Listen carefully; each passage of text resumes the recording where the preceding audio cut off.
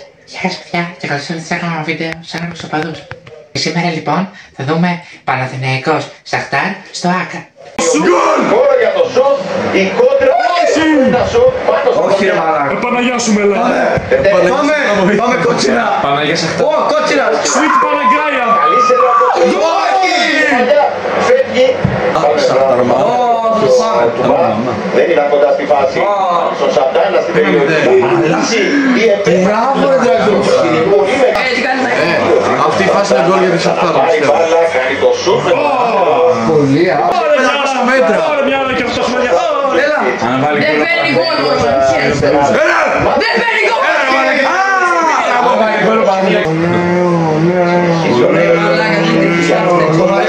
Τι στιγμή Για το σουτ.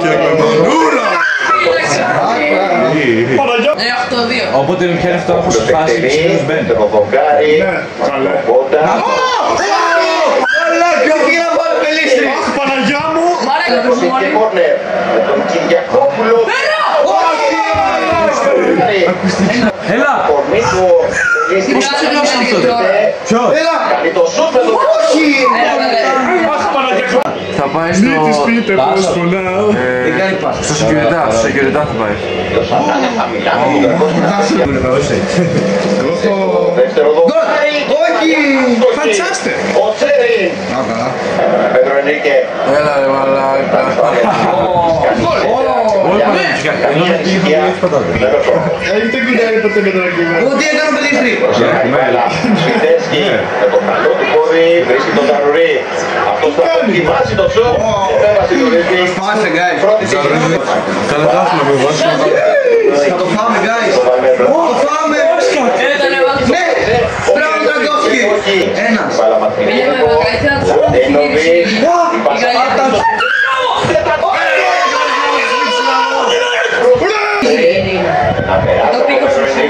Μια κερδισμένη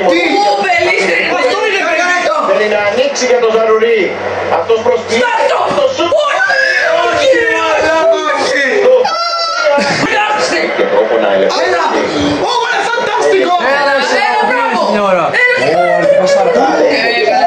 Βγάζει σότσια! Τα σότσια! Τρέχα έσαι. Μας άλλες βγάζουν. Μαλάκι στο γκολ!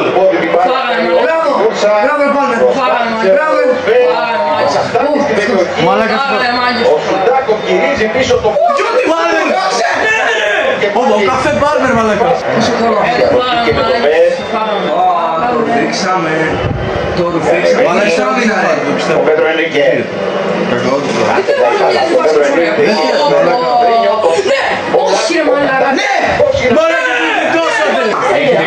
Μέσα να σκατάω.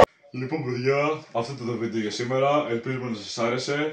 Ένα like, ένα sub, ένα share και τα λέμε στο επόμενο βίντεο. Peace!